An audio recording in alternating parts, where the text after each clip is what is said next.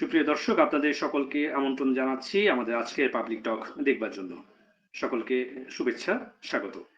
আজ আমাদের সাথে যুক্ত হয়েছেন সম্মানিত অতিথি হিসেবে professor doctor Najmul Ahsan Kalimullah, lieutenant colonel, BNCCO এবং চেয়ারম্যান জানিপ। স্যারকে স্বাগত জানাই আমাদের সাথে আজকে যুক্ত হবার জন্য। ধন্যবাদ। ধন্যবাদ স্যার। স্যার, আমরা সরাসরি অনুষ্ঠানে যেতে যাচ্ছি আপনার সাথে বিভিন্ন বেশ কিছু বিষয় নিয়ে কথা বলবার জন্য। তার আগে শুধু দর্শকদের উদ্দেশ্যে আমি যেমনটি বলে থাকি শুরুতেই সেটি দিয়েই শুরু করছি। আমরা প্রতিদিনই দেখছি নতুন নতুন ঘটনা ঘটছে আমাদের দেশে। আমরা প্রতিদিন বিভিন্ন বিষয়ে অবহিত হচ্ছি, আমরা বিভিন্ন বিষয়ে দেখছি আমাদের চারপাশে ঘটে যাচ্ছে। গণঅভ্যুত্থান পরবর্তী বাংলাদেশে বিভিন্ন রকমের পরিস্থিতির সৃষ্টি হচ্ছে। তারই ধারাবাহিকতায় আজকেও এমন একটি ঘটনা আমরা হয়তোবা প্রত্যক্ষ করেছি, যেটি স্যার আপনি দেখেছেন, ইতিমধ্যে জেনেছেন। স্যার, হিজবুত তাহরিরকে নিষিদ্ধ ঘোষিত করা হয়েছিল বাংলাদেশে 2009 সালে। আজকে তাদের একটি কর্মসূচি ছিল শুক্রবার দিন, এবং সেই বিষয়টি হঠাৎ করেই সামনে চলে এসেছে। এটি নিয়ে অনেক আলোচনা সমালোচনা হচ্ছে। এটি নিয়ে বিভিন্ন ধরনের নিউজ প্রকাশিত হয়েছে, খবর প্রকাশিত হয়েছে বিভিন্ন গণমাধ্যমে। হঠাৎ করে স্যার হিজবুত তাহরির এই ধরনের একটি কর্মসূচি, এটিকে আপনি স্যার কিভাবে দেখছেন? এটি দিয়েই শুরু করবো আজকের অনুষ্ঠান, তারপর বিভিন্ন প্রসঙ্গে যাব স্যার। ধন্যবাদ। দেখুন, হিজবুত তাহরির এর উৎপত্তি ইসরায়েলের ইটার্নাল ক্যাপিটাল বলে পরিচিত জেরুজালেমে। সেখান থেকে এটি রফতানি হয় যুক্তরাজ্যে বা ব্রিটেনে, এবং ব্রিটেনের একটি আইএনজিওর মাধ্যমে এটি বাংলাদেশে রফতানি হয়।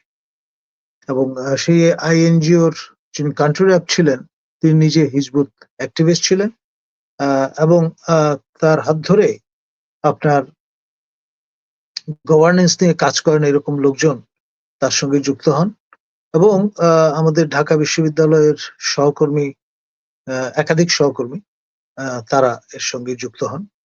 আর তারা আমাদের ফ্ল্যাগশিপ ইনস্টিটিউশন আইবি এর মতো প্রতিষ্ঠানের শিক্ষক, বিজনেস স্টাডিজ এর মতো প্রথিতযশা অনুষদের শিক্ষক, এমনকি সিন্ডিকেট মেম্বারও ছিলেন। এইরকম ব্যক্তিবর্গ তার সঙ্গে যুক্ত হয়ে যান। আর আপনার বেসরকারি বিশ্ববিদ্যালয়ের, মানে সেরা বিশ্ববিদ্যালয় বলে পরিচিত প্রতিষ্ঠানেও তারা নিজেদের স্থান করে নেন। ফলে আপনার যে ব্যাপারটি দাঁড়ায়, নেটওয়ার্ক কিন্তু দিন দিন বাড়তে থাকে। আপনার প্রয়াত মতিয়া চৌধুরী এবং মোনায়েম সরকার, আওয়ামী লীগের সাবেক বিজ্ঞান ও প্রযুক্তি সম্পাদক, তাদের প্রচেষ্টায় আপনার মূলত ব্যান আরোপ করা হয়েছিল এই হিজবুত তাহরির নামক প্রতিষ্ঠানটির উপর, এবং তারপর তারা আন্ডারগ্রাউন্ডে চলে যান এবং ক্রমে নিজেদের সংগঠিত করতে থাকেন। আপনার খিলাফত প্রতিষ্ঠার স্লোগান তাদের দীর্ঘদিনের, এবং সামরিক অভ্যুত্থানের মাধ্যমে তারা ক্ষমতায় আসতে চান, রাষ্ট্র ক্ষমতায়। সুতরাং সেই কারণে তারা নির্বাচনে বিশ্বাস করেন না। এখন আমাদের পেশাজীবী বিভিন্ন আপনার ভোট আয়োজন যা হয়, যেমন শিক্ষক সমিতি কিংবা সিন্ডিকেট, সিনেট, তারপর আপনার ডিন ইলেকশন, এইসব নির্বাচনে আপনার সংশ্লিষ্ট হিজবুতের প্রতিনিধিত্ব যারা করেন তারা কিন্তু ভোটদানে বিরত থাকতেন। তাদের বক্তব্য হচ্ছে যে আমরা কোনো ধরনের ভোটেই বিশ্বাস করি না, এইরকমের একটা স্ট্যান্ড তাদের ছিল। আর আপনার এখানে যে বিষয়টি, সেটি হচ্ছে এদের সংস্পর্শে এসে তরুণ ছাত্রছাত্রী তারাও কিন্তু যুক্ত হয়ে যান, এবং আপনার হ্যান্ডবিল আপনার বিভিন্ন কক্ষে সেটে দেওয়া, তারপর দেয়ালে পোস্টার লাগানো, এবং দৃশ্যমান সারা শহর জুড়ে পোস্টার, এবং ঘটা করে এই বিষয়গুলো পরিব্যাপ্ত হতে থাকে। স্টেট উইদিন স্টেট অ্যাক্টর যারা, তাদের মধ্যে কাউকে কাউকে আমি বিষয়টা নিয়ে কোয়ারি করেছিলাম 111 এর সময়। তাদের মধ্যে একটা ইমপ্রেশন ছিল এরকম যে এটা এক ধরনের স্থিতিস্থাপক হিসেবে কাজ করছে, বাম, অতি বাম যে চিন্তা চেতনা সেখানটায় আপনার তরুণ যুবাদের মধ্যে যদি এই রকমের ধ্যান ধারণার প্রতিষ্ঠান থাকে তাহলে এক ধরনের ব্যালেন্স তৈরি হয়। তো in a way state within state অ্যাক্টরদের আমি বলবো কন্ডোন করার কারণে তারা তাদের অস্তিত্ব রক্ষা করতে থাকে এবং ক্রমে নিজেদের আরো সংহত করে। এবং আপনার দিলি হোসেন নামে পরিচিত এক ব্যক্তি যিনি যুক্তরাজ্য থেকে এসেছিলেন আপনার গত অক্টোবরে, তারা তার মাধ্যমে অনেকেই কিন্তু তার সেই ব্লগ বা আউটলেটে সাক্ষাৎকার প্রদান করেছেন এবং তিনি আরো সংহত অবস্থায় নিয়ে যান এবং একটি নামকরা বেসরকারি বিশ্ববিদ্যালয়ে আপনার যে ধরনের প্রোগ্রামগুলো কন্ডাক্টেড হয়েছে, বিশেষ করে বিদেশি অর্থানুকূল্যে, আহ, তাদের মাধ্যমে আমাদের সিভিল সার্ভিসের অনেকে দীক্ষিত হন এর মধ্যে এবং আমাদের স্টেট উইদিন স্টেট অ্যাক্টরদের মধ্যেও অনেকে তার সঙ্গে সিম্প্যাথেটিক হয়ে ওঠেন এবং এরকম একটি অবস্থায় তাদের স্টেটেড অবজেক্টিভই যেখানে আপনার আহ, সামরিক অভ্যুত্থানের মাধ্যমে ক্ষমতা নেয়া, তো সেখানে এই ধরনের ব্যক্তিবর্গ তারা আপনার আমাদের প্রথিত যশা প্রিমিয়ার যে ইনস্টিটিউশন গুলো আছে, সামরিক প্রশিক্ষণ প্রতিষ্ঠান, সেখানেও প্রবেশ করার সুযোগ করে নেন এবং কাউকে কাউকে ইজ আউটও করা হয়। বিশেষ করে লেফটেন্যান্ট জেনারেল মোল্লা আকবর যখন আপনার কমান্ড্যান্ট ছিলেন সেই রকম সময়। তো ফলে এই দৃষ্টান্তগুলো ন্যাচারালি মানে একটা চেষ্টা একটা অংশের আপনার যারা বিষয়গুলো বোঝেন তাদের পক্ষ থেকে, এদের উল্টোটাও মানে সেটা দেখা যায় ঘটতে। সব মিলিয়ে তাদের অবস্থা কতটা সংহত হয়েছে যে জুলাই অগস্ট বিপ্লবের পরে তারা প্রকাশ্যে চলে আসেন এবং যখন সরকারের পক্ষ থেকে জামাত শিবিরের উপর ব্যান প্রত্যাহার করা হলো তখন তারা জিগির তুললেন যে এক যাত্রায় পৃথক ফল হবে কেন, আমাদেরও তো গত হাসিনা সরকার আমাদের ব্যান আরোপ করেছে, সুতরাং আমাদের এই ব্যান প্রত্যাহার করতে হবে।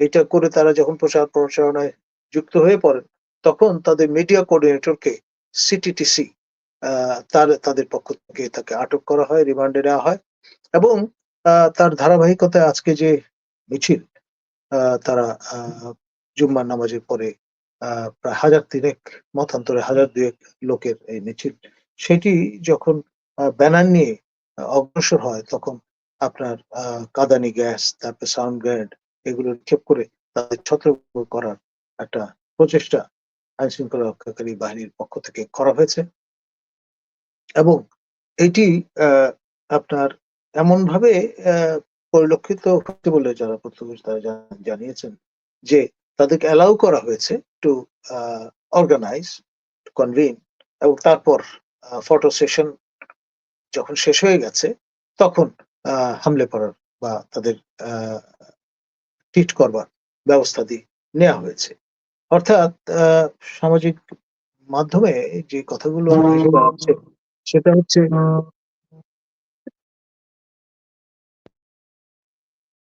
চোর পুলিশ খেলার মতো। যেহেতু আপনার ইমেজ সংকটে পড়তে পারে সরকার, ইউনূস সরকার, সেই কারণে এই ক্ল্যাম্প ডাউন করার ব্যবস্থা এবং ফরাসি দেশে বসে যিনি কলকাঠি নাড়ছেন তিনি এক ধরনের বক্তব্য দিচ্ছেন, তার প্রতিধ্বনি করা হচ্ছে আবার অন দ্য গ্রাউন্ড এখানে। আর আপনার আটলান্টিকের মানে লামস অর্থাৎ যেটা আমরা বলছি ইংলিশ চ্যানেলের ওই পারে বসে আরেকজন আবার ভিন্ন একটা ভাষণ প্রদান করছেন। তো এইরকম অবস্থায় আসলে এক ধরনের ধোঁয়াশা তৈরির চেষ্টা আছে, কিন্তু এই বিভ্রম হয়তো তৈরি করা হচ্ছে পাশ্চাত্য থিঙ্ক ট্যাঙ্ক গুলোকে বিভ্রান্ত করবার জন্য বা আমাদের প্রতিবেশীদের থিঙ্ক ট্যাঙ্ককে বিভ্রান্ত করবার জন্য, কিন্তু আলটিমেটলি তারা কিন্তু তাদের কাজ চালিয়ে যাচ্ছে এবং এটা নিরবিচ্ছিন্ন ভাবে। আর যারা তাদের পছন্দ করেন না তাদের ওই ইন্টেলেকচুয়াল ক্যাপাসিটি এবং ক্যাপাবিলিটি নেই তাদের কমবেট করবার, টু বি অনেস্ট।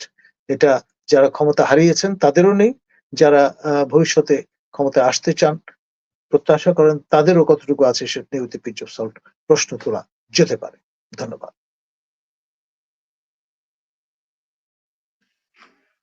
স্যার আপনি ইতিমধ্যে দেখেছেন যে সম্প্রতি নতুন যে দলটি গঠিত হয়েছে এনসিপি, সেটির যে মুখ্য সংগঠক জনাব সার্জিস আলমের উপর একটি হামলা হয়েছে বসুন্ধরা আবাসিক এলাকায়, এবং সেটি পরবর্তীতে বিভিন্ন ধরনের কথা চালাচালি হয়েছে সেটি নিয়ে পাল্টাপাল্টি বক্তব্য দেওয়া হয়েছে এনসিপির পক্ষ থেকে এবং বেসরকারি বিশ্ববিদ্যালয়ের ছাত্রদের পক্ষ থেকে।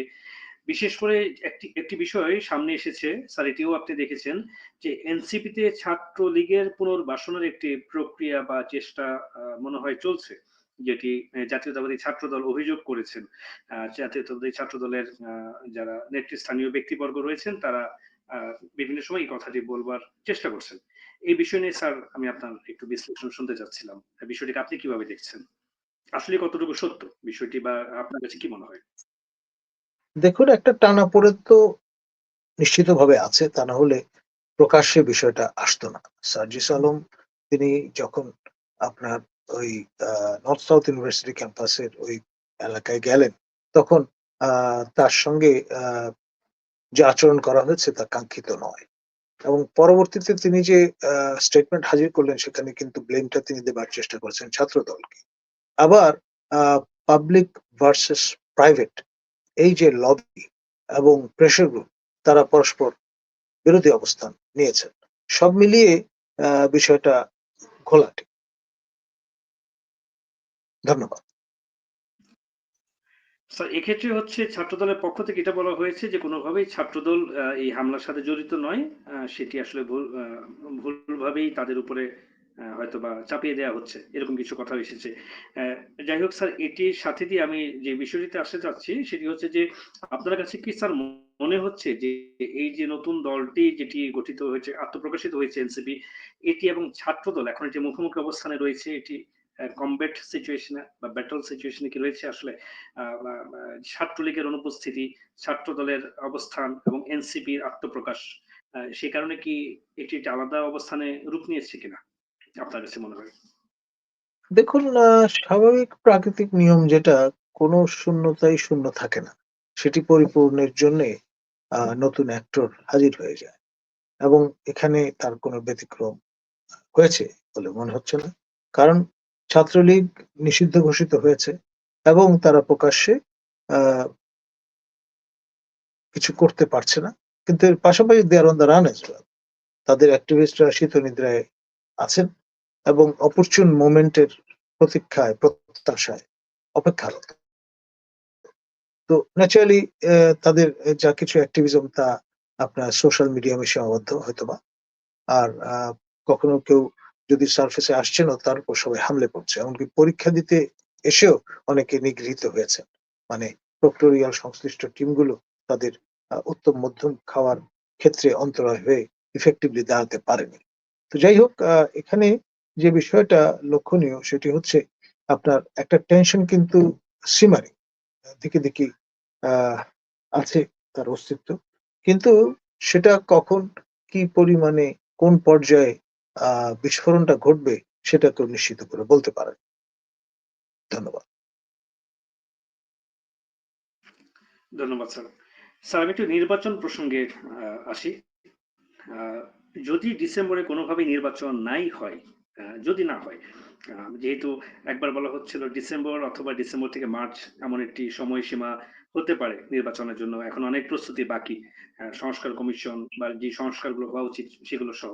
তো স্যার যদি ডিসেম্বরে নির্বাচন নাও হয়ে থাকে বা হয়েও যদি থাকে, আমি ধরে নিচ্ছি যদি হয়, তাহলে কি এত অল্প সময়ের মধ্যে আপনার কাছে মনে হয় যে নতুন যে দলটি এনসিপি জাতীয় নাগরিক পার্টি, তাদের নিবন্ধন প্রক্রিয়া রয়েছে, ৩০০ আসনের প্রার্থিতা দেওয়ার বিষয়টি রয়েছে।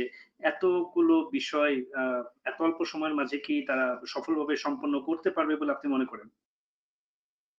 দেখুন, যেটি প্রকাশ্যে আমরা দেখতে পাচ্ছি নবগঠিত রাজনৈতিক দলের আত্মপ্রকাশ, পাইপলাইনে কিন্তু যা মনে হচ্ছে আরো গোটা ২ এন্টিটি প্রক্রিয়াধীন আছে এবং তারা সবাই মিলে যখন এমার্জ করবে, কনসলিডেট করার চেষ্টা করবে, তার ডেফিনিটলি ব্রিথিং স্পেস চাবে। এটাই স্বাভাবিক। আর এখানে আপনার লেভেল প্লেইং ফিল্ড বলে যে বিষয়টা আছে, সেটা খুব ইম্পর্ট্যান্ট একটা নিয়ামক। সেটি নিশ্চিত করতে হলে পর্যাপ্ত সময় প্রয়োজন হবে এবং সেটি আপনার দেয়ার ব্যাপারে বিএনপি, যেটি সবচেয়ে বড় রাজনৈতিক দল, তাদের কুণ্ঠা আছে। তারা কিন্তু সেটি প্রকাশ করছেন। এখন জামাতের এ ব্যাপারে হয়তো ট্যাকটিক্যাল অবস্থান আছে। তারা সংস্কারের আ পর্ব শেষ করে নির্বাচনে যাওয়ার ব্যাপারে আগ্রহী। এখন এই নানান রকমের অবস্থান পুরো বিষয়কে একটা বিভ্রমের মধ্যে ফেলে দিয়েছে।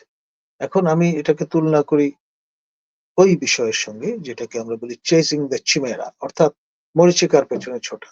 মরু অঞ্চলে আপনার যখন আপনি কোনো পানির হাতছানি বা ঝলকানি পাবেন, আপনি সেটার কাছাকাছি যখনই যাওয়ার চেষ্টা করবেন, সেটা দেখবেন যে নিয়ে যাচ্ছে বা আরো দূরে চলে যাচ্ছে। বিভ্রম। তো এই বিভ্রম, নির্বাচন বিভ্রমের পাল্লায় পড়েছি আমরা। এটা বলা যায়। তাহলে স্যার একটি আ আ আ সুনির্দিষ্ট করে বলা যাচ্ছে না আসলে কবে নাগাদ নির্বাচন হবে? এক কথায় যদি বলি। আসলে যতক্ষণ পর্যন্ত ডি ডে, অর্থাৎ নির্বাচন দিবস বা তারিখ ঘোষিত না হচ্ছে, ততক্ষণ পর্যন্ত নিশ্চয়তা নেই, ১। ২ নাম্বার হচ্ছে একেকজন একেক রকমের বক্তব্য একেক সময় প্রদান করায় এই বিভ্রমটা আ মজবুত হয়েছে। তো ফলে আ আপনার ধরেন প্রফেসর ইউনূসের সরকার যদি এখন এই পর্যায়ে তারিখও ঘোষণা করেন, তারপরেও শতভাগ গ্যারান্টি দিয়ে কেউ বলতে পারবে না। কারণ ওই সরকারের অধীনেই যে নির্বাচনটি অনুষ্ঠিত হবে, এটা আ নিশ্চিত, শতভাগ নিশ্চিত করার গ্যারান্টি কেউ দিতে পারবে বলে আমার মনে হয়। স্যার আপনি দেখেছেন যে জাতিসংঘের মানবাধিকার বিষয়ক হাই কমিশনার ভলকার তুর্ক একটি কথা বলেছেন বাংলাদেশ প্রসঙ্গে। বিবিসিকে জানিয়েছেন যে তিনি বাংলাদেশ সেনাবাহিনীকে নিয়ে একটি মন্তব্য স্যার সেখানে করেছেন। আপনি জানেন সেটি যে উনি একটি স্টেটমেন্ট দিয়েছেন সেনাবাহিনীকে উদ্দেশ্য করে। যে সেনাবাহিনীকে সতর্ক করেছিলাম। তার ফলশ্রুতিতে সেটির পরিবর্তন বা সেটির ফলাফল বা যাই কিছু হোক না কেন আমরা দেখতে পাচ্ছি। এই বিষয়টিকে আপনি কিভাবে দেখছেন স্যার? হঠাৎ করে এই ধরনের একটি বিষয় উনি সামনে নিয়ে আসলেন, যেটি নিয়ে অনেক আলোচনা হচ্ছে বিশ্বব্যাপী। দেখুন, যে ভদ্রলোক এই স্টেটমেন্টটি দিয়েছেন তিনি একজন পেশাজীবী, পেশাদার আ মানুষ এবং না বুঝে এর consequence কি দাঁড়াবে সেটা বুঝেই তিনি কিন্তু বক্তব্য রেখেছেন। না বুঝে বলেননি। ১। দ্বিতীয়ত, আ এ ধরনের প্রচ্ছন্ন ভূমিকা কথা আমরা 111 কার্যকর করার সময়ও শুনেছি। বা আপনার এখানে যে মার্কিন মাননীয় রাষ্ট্রদূত ছিলেন হ্যারি কে থমাস জুনিয়র, তিনিও কিন্তু 111 সংগঠিত হবার বছরখানেক আগে ভয়ংকর কিছু একটা ঘটবে এরকম ইঙ্গিতটি প্রদান করেছিলেন। তো সেই দৃষ্টিকোণ থেকে দেখলে আপনার আ আমরা যদি শুধুমাত্র জাতীয় গণ্ডিতে বিষয় আশয় নিয়ে নড়াচড়া করি, তাহলে এটি বিভ্রান্তিকর একটা চিত্র আপনাকে দেবে বা সীমিত চিত্র প্রদান করবে। আন্তর্জাতিক ডাইমেনশনটা অবশ্যই আপনাকে কগনিজেন্স এ নিতে হবে। যে বিশ্লেষণ আমি বরাবর আপনাদের এখানে বা elsewhere করেছি, সেখানে কিন্তু এই ইঙ্গিতগুলো আছে। এখন আপনার সশস্ত্র বাহিনী আমাদের সার্বভৌমত্বের প্রতীক। সশস্ত্র বাহিনী দেশপ্রেমিক বাহিনী হিসেবে পরিচিত এবং আমাদের মহান স্বাধীনতা যুদ্ধের মধ্য দিয়ে এই সশস্ত্র বাহিনী গঠিত হয়েছে এবং আ শুরুতে ৭০ এর দশকে যে র‍্যাগ-ট্যাগ ভাব ছিল, সেটার বদলে এখন অনেক বেশি সুসংগঠিত, সুশৃঙ্খল এবং পেশাদার একটি বাহিনীতে এটি রূপান্তরিত হয়েছে, আন্তর্জাতিক মান অর্জন করেছে। আমার বুক গর্বে ভরে গেছে যখন জাতিসংঘ ভবনে নিউ ইয়র্কে আমি দেখলাম দেয়াল গাত্রে বিশাল আমাদের সশস্ত্র বাহিনীর প্রতিনিধিদের ছবি, তারা মাইন সুইপিং এ ব্যস্ত। এটি আ মানে কৃতিত্বের কারণেই তো হয়েছে। এই হ্যাজার্ডাস কাজটা তারা সুসম্পন্ন করার সক্ষমতা রাখেন। সে কারণেই কিন্তু এই স্বীকৃতি। তো ফলে আ আপনার তাদের এই যে অপরচুনিটিটা, আপনার শান্তি রক্ষা মিশনে মাধ্যমে নিজেদের আপনার পারদর্শী করে তোলা এবং সেই সঙ্গে হার্ড কারেন্সি আর্নার হিসেবে ভূমিকা পালন করা, সেটাও কম গুরুত্বপূর্ণ নয়। তো ফলে এটার যেহেতু সহভাগিতা একেবারে ইন্ডিভিজুয়াল সোলজার থেকে শুরু করে জেনারেল, আ 3 স্টার জেনারেল পর্যন্ত আ সেটা আর সংস্পর্শে আসেন, সেটা সঙ্গে যুক্ত হন টিম অ্যাপ্রোচে। তো ফলে এটি যদি বন্ধ হয়ে যায় বা প্রচন্ড হুমকি থাকে, তখন কিন্তু সবাই নড়ে চড়ে বসবেন, এটাই স্বাভাবিক। শুধুমাত্র গোষ্ঠী স্বার্থ নয়, জাতীয় প্রয়োজনে। এবং এই যে আপনার আমাদের মাননীয় সেনাপ্রধান দরবার করলেন আপনার অগাস্টের প্রথম সপ্তাহের প্রথম দিকে, তখন আপনার যেই স্ট্যান্ডটা তারা নিলেন, গণমুখী স্ট্যান্ড, যে তারা নিরস্ত্র জনগণের উপরে আপনার সরকারি টাকায় কেনা এই গুলি অপব্যবহার করবেন না, এবং সেটাই ছিল ক্লিয়ার মেসেজ। এবং সেই কারণে যারা আন্দোলনরত ছিলেন তারা আপনার ডি ডে একদিন আগিয়ে নিয়ে আসলেন, 6 তারিখের বদলে 5 তারিখে নিয়ে আসলেন, এবং বিপ্লব সুসম্পন্ন হলো, সফল হলো সর্বাত্মক অর্থে। এবং সাবেক সরকার প্রধান তিনি আপনার পার্শ্ববর্তী দেশে যে আশ্রয় নিলেন, সেটাও কিন্তু ফ্যাসিলিটেট করেছে আমাদের সশস্ত্র বাহিনী। আপনার সেটাও কিন্তু আমাদের খেয়াল করতে হবে। কারণ আপনার নিরাপদে আপনার সামরিক প্রোটোকল মেনটেন করে মিলিটারি ডিপ্লোম্যাসির অংশ হিসেবে আপনার ভারতের একটি বিমান ঘাঁটিতে তাকে রেখে আসা হয়, এবং সেখান থেকে নিরাপদে আমাদের আপনার যে উড়োজাহাজ, সামরিক উড়োজাহাজ, সেটি ফিরে আসে ক্রুদের সমেত। তো ফলে আপনার যেই লিভারেজটা ভারত এখান থেকে পেয়েছে, তারা বলবার চেষ্টা করছে যে দেখুন, আমাদের যান বায়ুসেনা তারা কিন্তু তাকে নিয়ে আসেনি। আমাদের প্রতিবেশী রাষ্ট্র বাংলাদেশের সশস্ত্র বাহিনীর আপনার হেফাজতেই তাকে কিন্তু এখানে আনা হয়েছে। ধন্যবাদ। স্যার, এটি আমার একটি প্রশ্ন স্যার রয়ে যায়। আপনার আলোচনা থেকে উঠে এসেছে, সেটি হচ্ছে যে আমাদের গর্বিত সেনাবাহিনীকে কোনোভাবে কোনো রাষ্ট্র, কোনো বিশেষ মহল বা কোনো পক্ষ বা কোনো গোষ্ঠী, তারা কি কোনোভাবে প্রশ্নবিদ্ধ করার জন্য নানা ধরনের প্রচারণায় লিপ্ত, বা নানা ধরনের কথার মাধ্যমে আমাদের গর্বিত সেনাবাহিনীকে প্রশ্নবিদ্ধ করার অপচেষ্টা করছে কি আপনার কাছে মনে হয় বর্তমানে এই দেখুন, ক্রাইসিস আমাদের মোমেন্টে? প্রতিবেশী রাষ্ট্রে নানান রকমের ডিসইনফরমেশন আপনার ব্রডকাস্ট আমরা শুনি, এবং সেটি যে বোঝা যায় যে এক ধরনের মোটিভেশন নিয়ে করা হচ্ছে, সেটা তো পরিষ্কার। কিন্তু এখানে অতিরঞ্জনের উপাদান যথেষ্ট পরিমাণে থাকে, নানান রকমের স্পেকুলেটিভ কথাবার্তা থাকে, এবং এক ধরনের চমকও থাকে। তো সব মিলিয়ে with a pinch of salt বিষয়গুলোকে বিবেচনা করতে হবে। অবজেক্টিভিটি আছে এমনটি ভাবা চলবে না। ধন্যবাদ স্যার। স্যার, এই পর্যায়ে আমি আবার একটু এনসিপিতে ফিরে যাচ্ছি। আহ, জাতীয় নাগরিক পার্টির প্রধান আপনি দেখেছেন স্যার, জনাব নাহিদ ইসলাম। তিনি রয়টার্সকে একটি সাক্ষাৎকার দিয়েছেন, এবং সেখানে তিনি একটি বিষয় উল্লেখ করেছেন যে বর্তমান অন্তর্বর্তীকালীন সরকার জনগণের জননিরাপত্তার বিষয়টিতে এখনো পূর্ণতা বা নিশ্চয়তা দিতে পারেনি, বা নিশ্চিত করতে পারেনি জননিরাপত্তার বিষয়টি।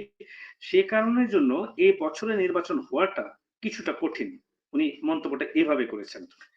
তাহলে কি আমরা ধরে নিব এই সামগ্রিক বিষয়গুলোর সাথে নির্বাচন পেছানো আসলে ওতপ্রোতভাবে জড়িত?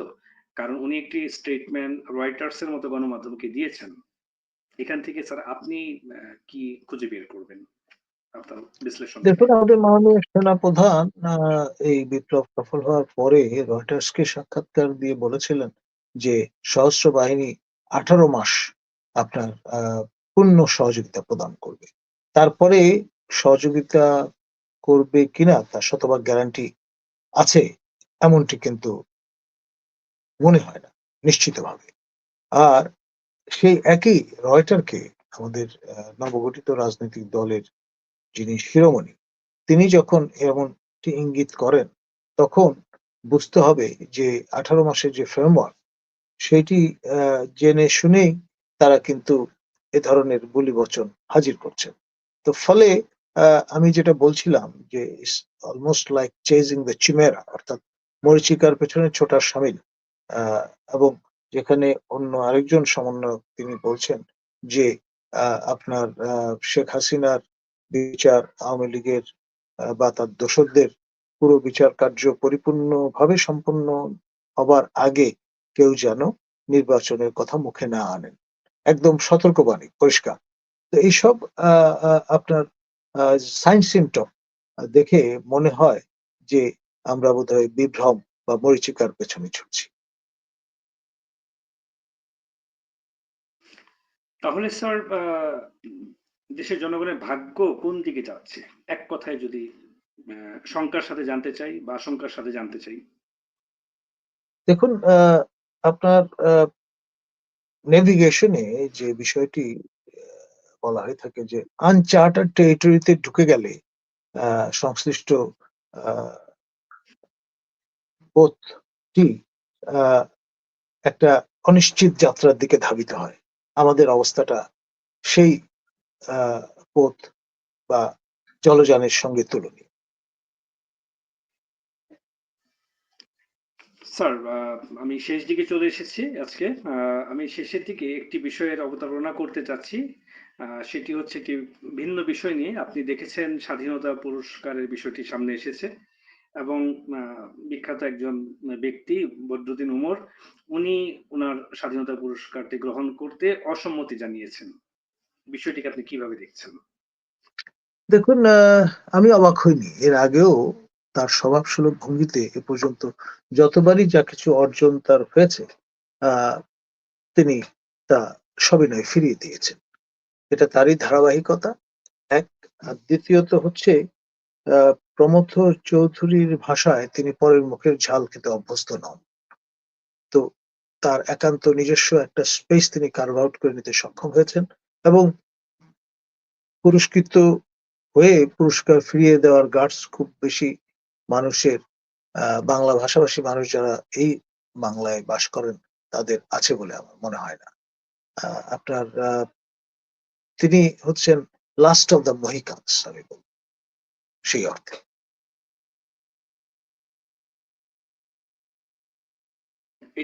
এটি কি স্যার কোনো অভিমান থেকে মনে হয়? আমি তা মনে করি না। এটি হচ্ছে তিনি একজন বিদগ্ধ মানুষ এবং তিনি প্রথা বিপরীত অভিলক্ষে বরাবর পরিচালিত হয়ে এসছেন। তার ধারাবাহিকতা এটি। ধন্যবাদ স্যার আমাদের সাথে আপনার যুক্ত হওয়ার জন্য, আপনার অসংখ্য মূল্যবান সময় দেওয়ার জন্য এবং আপনার জ্ঞানগর্ভ বিশ্লেষণ আমাদের সাথে শেয়ার করার জন্য, আমাদের সাথে জানানোর জন্য, জনগণকে দর্শকদেরকে জানানোর জন্য আপনাকে স্যার অসংখ্য ধন্যবাদ আজকে যুক্ত হওয়ার জন্য। ধন্যবাদ আপনাকে।